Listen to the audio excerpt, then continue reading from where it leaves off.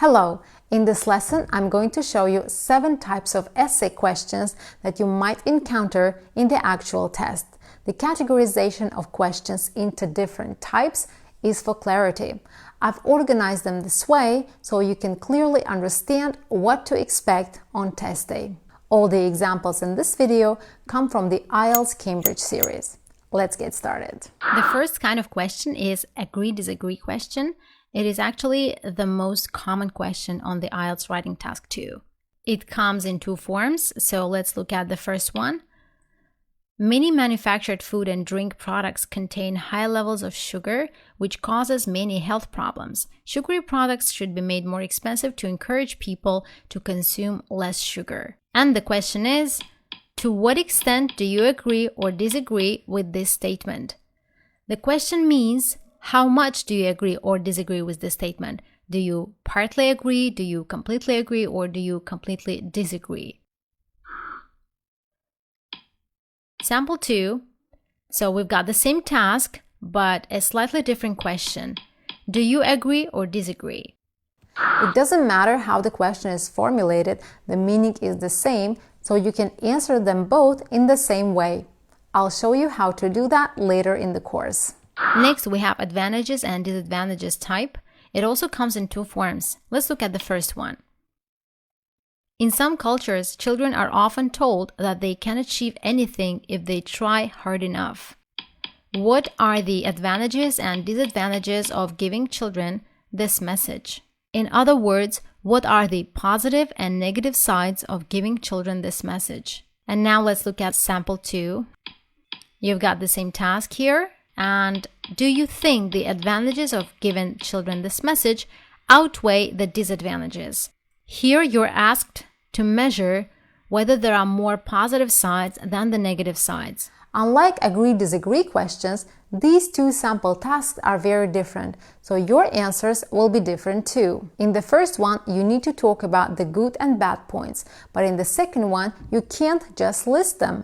You need to say which there are more of, the good points or the bad points. Next, we have both views question.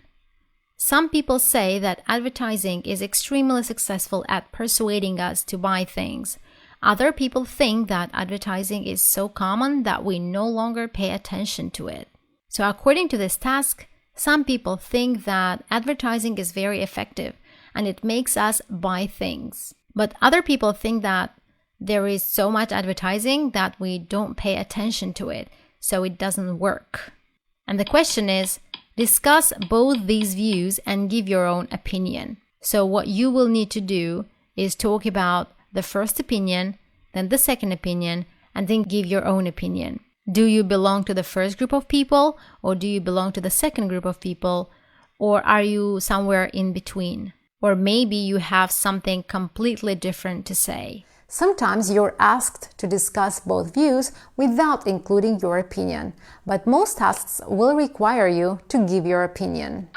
Next up is cause and solution essay question. In spite of the advances made in agriculture, many people around the world still go hungry. Why is this the case, and what can be done about this problem? You can see that there are 2 questions and both of them need answering. Questions about the cause may be phrased in various ways, such as, why is this the case? Or, what's the reason for this? Or, what causes this? And so on. Questions about the solution may also come in different forms, such as, what's the solution to this? Or, how can this be solved? Or any other variation that asks about how the situation can be helped. Now let's move on to the positive and negative question. Countries are becoming more and more similar because people are able to buy the same products anywhere in the world. Do you think this is a positive or negative development?